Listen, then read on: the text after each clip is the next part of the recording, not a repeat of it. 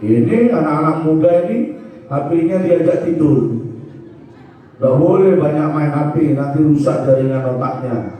Jam 9 lebih 15 menit. Tapi jam berapa nanti? Ya jam 12 sedang daya. Nanti mobil saya ambil bawa sini Pak.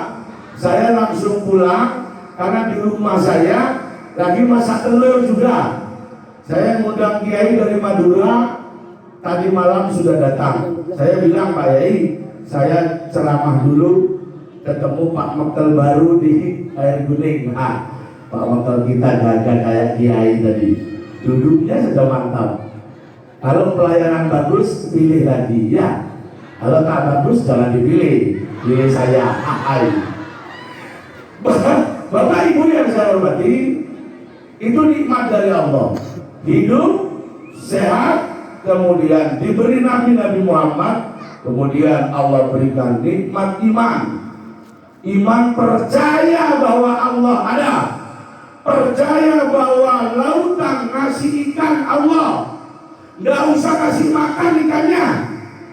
Ada kasih pelet? Ada. Kasih ikan, Allah kasih sampai yang ngambil, habis ngambil ikan banyak dapat, sampai yang tidur, duhur dan sholat, asar dan sholat, maghrib sholat, sudah. Ikan saja diambil, sholat enggak. Apa mau dibalik, ikannya berhenti, sholat terus? Allah ini maha kuasa Bapak Ibu sekalian. Allah kuasa menciptakan bumi yang dihamparkan, menciptakan langit yang tidak pernah runtuh, tetap tinggi. Allah berikan juga istri yang cantik, betul? Ada istrinya, itu pemberian Allah. Ada yang punya istri satu, ada yang dua. Kasih Bu, satu saja cukup. Mana COVID sekarang, belanja payah, sabar Pak ya. Saya ini gugus depan nasional. Jadi Pak Menteri Kesehatan kalau telepon untuk Bali, khususnya pondok pesantren, teleponnya Kiai Besri. Bagaimana Pak Kiai, aman? Polda Bali, teleponnya ke pondok saya. Ada Pak Asmari yang pernah bertugas di Kandep Buleleng. Beliau teman akrab saya dan beliau sukses. Beliau jadi Kandep 2 tahun. Ada pembangunan gedung haji mewah di Buleleng, beliau yang mengusulkan.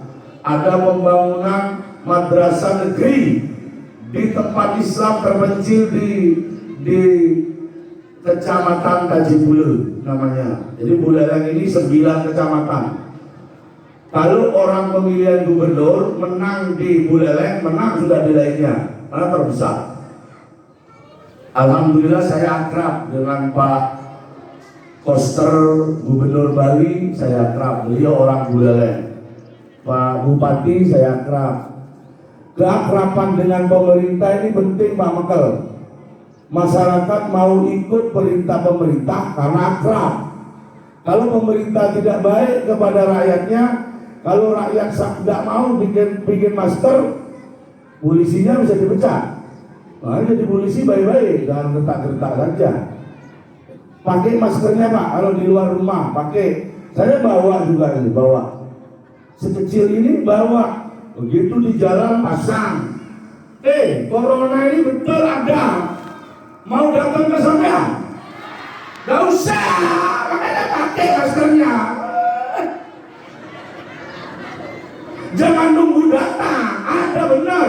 Bukan di Cina Allah memberikan corona, ini ada dalam Al-Quran.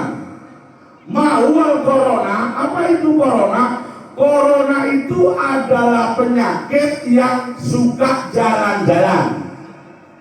Sampean orang Indonesia ini suka jalan-jalan. Tak ada kerjaan, tak ada tujuan, jalan-jalan.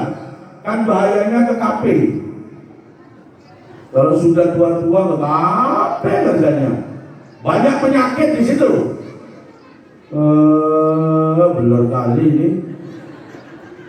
Jangan mainnya ke kafe, datang ke pondok saya. Saya ngajak santri 4. ini jurusan dakwah semua. Putri 2. Saya punya santri 150, itu yang sarjana ada 50 anak. Yang jurusannya masing-masing, ada ekonomi, ada jurusan Al-Quran. Dan pondok saya punya kerjasama dengan Kiai Haji Yusuf Mansur, Tahfidz Nusantara. Jadi kalau mondok di tempat saya, hafal juz 30, nanti dikirim dari Korda Bali Menang, adu dengan Korda 2 Surabaya, Sumatera, Kalimantan. Kalau Bali hubungannya ke Papua sampai Lombok, Nusa Tenggara Timur, Nusa Barat, jadi satu di pondok saya. Ini yang kayak gini-gini, hafal juz 30, menang di Bali, kirim Surabaya, Jakarta. Mau Pak? Mau anaknya? Jangan dibiari main HP terus, sadarkan. Jangan takut kalau anaknya main HP, ibu menyadarkan, nah berhenti dulu nak, dari pagi sampai malam main HP nah. Bukan ibu tidak kuat beli paket, bukan nak, mata kau itu takut rusak. Ini loh, radius sinar HP ini akan menyebabkan selaput saraf otak kumpul lama-lama stres. Habis stres gila, habis gila mati. Yang rugi siapa? Ente orang tua. Kehebatan seorang anak, kehebatan seorang tua, main HP bisa, bekerja bisa, sekolah bisa, hafal Quran bisa. Itu seorang wali murid yang hebat. Mau? Mulai sekarang atur Pak. Saya pondok pesantren saya modern, boleh pegang HP dari pagi jam belajar. Dari murid saya pakai HP, tapi ditunggu oleh pengurus. Habis jam 11 selesai pelajaran, HP ditutup, WiFi-nya mati, tidak bisa main sudah, tidak bisa main game, tidak bisa main apa, kecuali santri izin ke pengurus. Mau telepon orang tua, mau ngasih tahu orang tua boleh, ngasih tahu pacar tidak boleh. Ini kan Indonesia tukang beli HP, bikin tidak bisa. Ya mau tidak mau, kita sebagai pemimpin, pemerintah, persilakan beli. Seperti ini 4 juta Oppo, tapi saya tidak beli. Kasih minta sama Pak DPR, Haji Mulyadi DPR, karena melihat HP saya HP Citul, Pak Kiai ini HP, tapi tidak bisa main saya, anak buah suruh, tidak bisa mencet-mencet, takut kena ke orang-orang. Yang keluar orang telanjang aja. Tertawa kalau udah gitu ente. Nauzubillah. Itu kegiatan-kegiatan kehidupan setiap manusia di Indonesia, di Kalimantan. Saya ngisi ceramah di Salatiga, Jawa Tengah. Ya begitu. Saya ngisi di Jawa Tengah. Semua kecanduan HP. Rakyat Indonesia keracunan HP. Tapi bagaimanapun itu teknologi, kata Presiden Gus Dur almarhum mengatakan, dibukanya Palapa B2 di langit sana semua jadi terbuka. Amerika kelihatan ke sini, betul? Air kuning bisa dilihat di foto sampai ke Amerika. Namanya viral. Kalau bisa yang diviralkan yang hebat-hebat. Jangan ngobrol sama pacarnya viral. Viral. Tidur-tidur di rumah di foto, kirim. Tidak boleh. Buat HP ini menjadikan kamu masyarakat saya untuk menjadi orang bertakwa kepada Allah, menjadi orang takut kepada Allah, bahwa betul Allah ada. Ini kebesarannya Allah. Allah ciptakan dunia tanpa dipesan. Allah ciptakan bumi tanpa pesan. Adakah orang bayar pajak matahari? Targije beli maya pajak matahari, malu anggot atau belum ada? Tidak ada. Bayarannya sholat.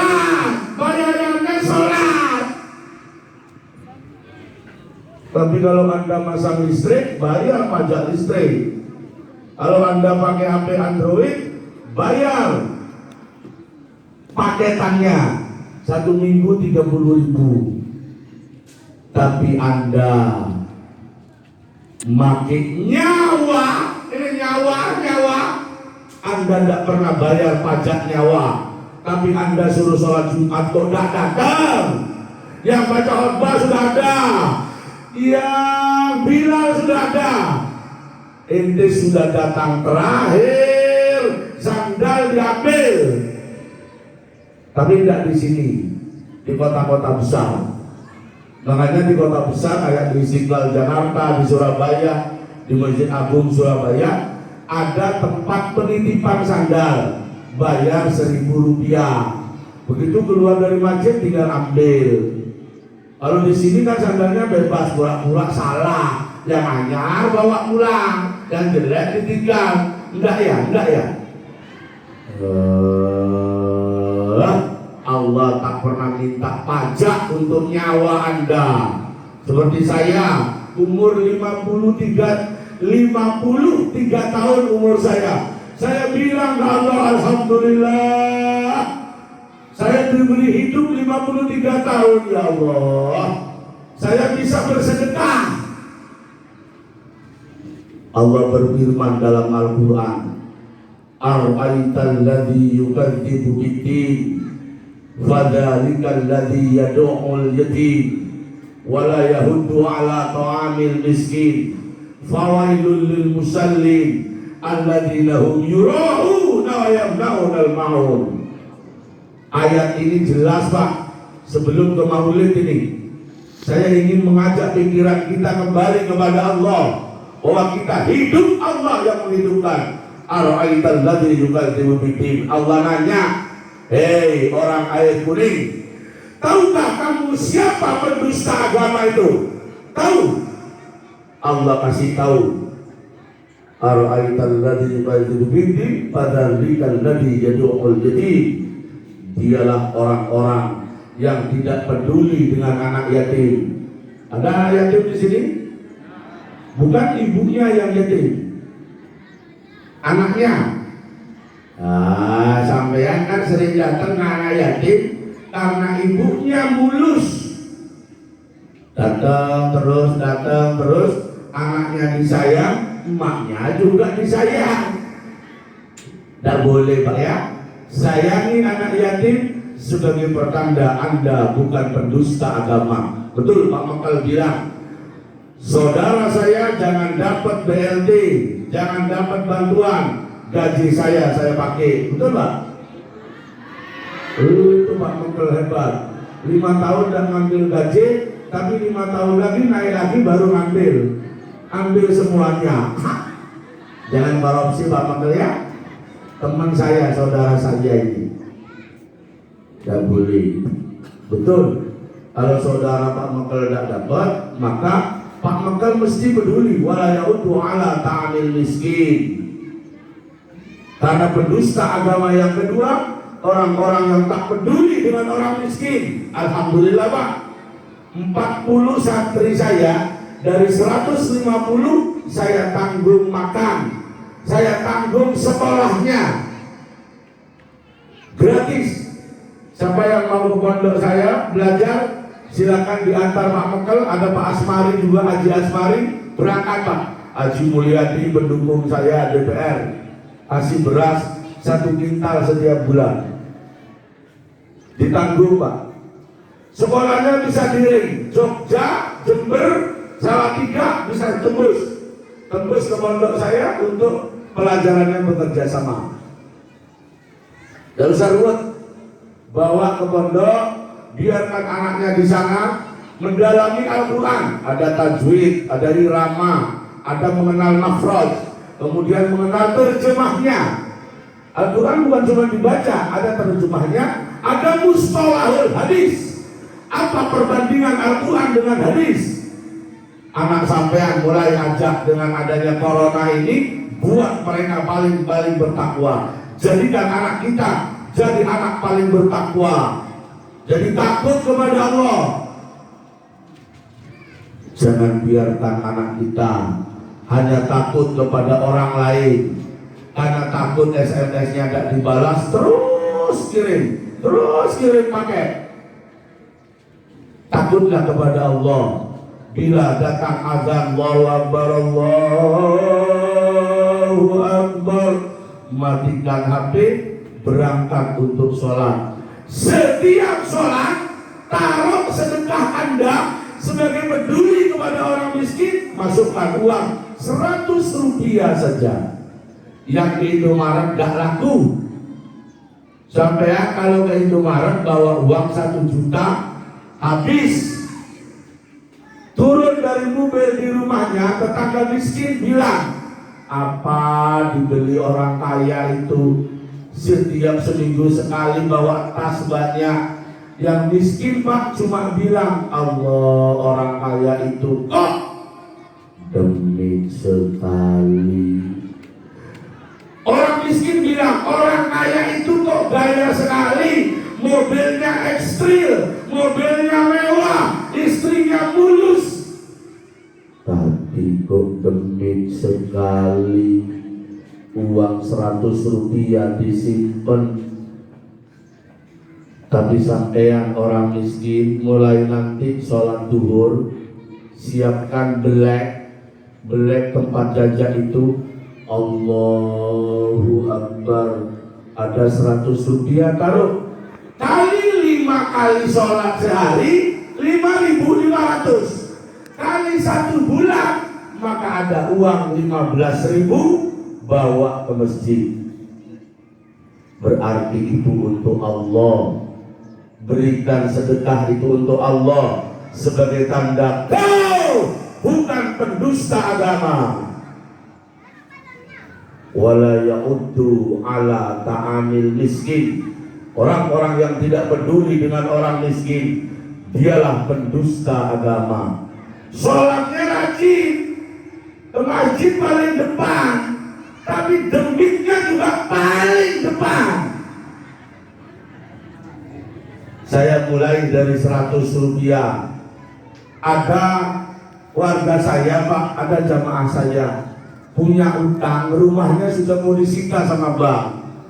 Saya pidato seperti ini, dia telepon saya, Pak Yai, betul nggak orang sedekah itu bisa lunas hutangnya? Betul. Dia memulai dengan 100 rupiah, besok naik menjadi 500 rupiah, naik terus. Sedekahnya diberikan ke orang miskin. Apa yang terjadi? Bank datang, bank mengatakan, Bu, utang sampean dinyatakan lunas. Ada orang kaya datang menyatakan uang hutang sampean dilunasi di bank. Ini sertifikatnya. Allah betul-betul kuasa melunasi hutang orang yang punya utang. Dengan bersedekah 500 rupiah, Allah datangkan orang kaya, bayar hutang di bank, sertifikat dikembalikan. Percaya apa tidak? Percaya Allah kuasa? Percaya? Kalau tidak percaya, silakan cari Tuhan lain yang lebih hebat dari Allah. Itu yang kedua. Peduli ke anak yatim, peduli ke orang miskin. Pendusta agama yang ketiga, fawailul lil musallin, orang yang sholat lalai dalam sholatnya. Inilah kebutuhan pondok pesantren diadakan. Wudunya harus betul. Saya punya guru di Sidoarjo, Kiai Habibuddin, ya Ustaz ya.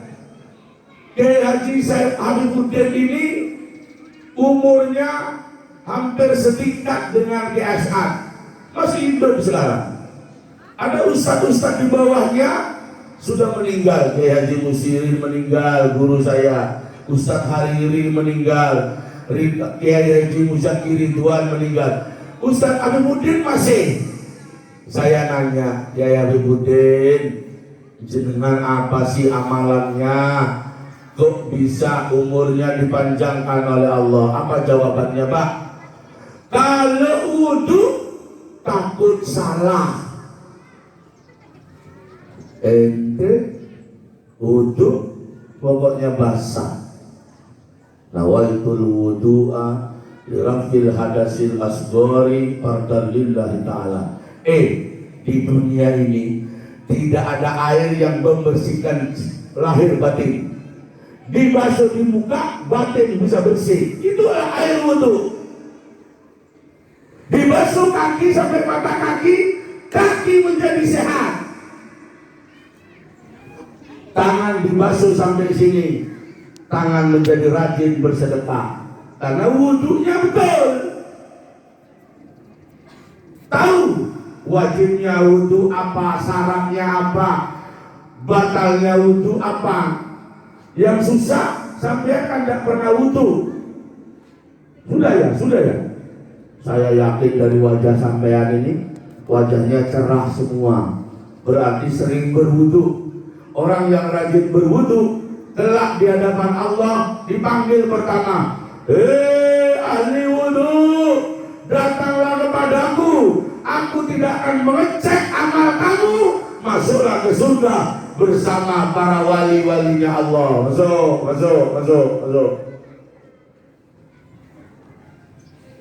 Maksudnya berwudu itu kan mau sholat. Ada orang mau wudu lalu tak sholat. Banyak. Sampean tahu Panglima Besar Jenderal Sudirman. Saya sering mengisi di Dodik Lampur, di tentara. Selalu berkata bahwa Panglima Besar Jenderal Sudirman jantungnya sisa separuh. Apa jimatnya? Bukan keris. Jimatnya setiap perjalanan gerilya melawan Belanda, Panglima Besar Jenderal Sudirman ternyata Pak wudu.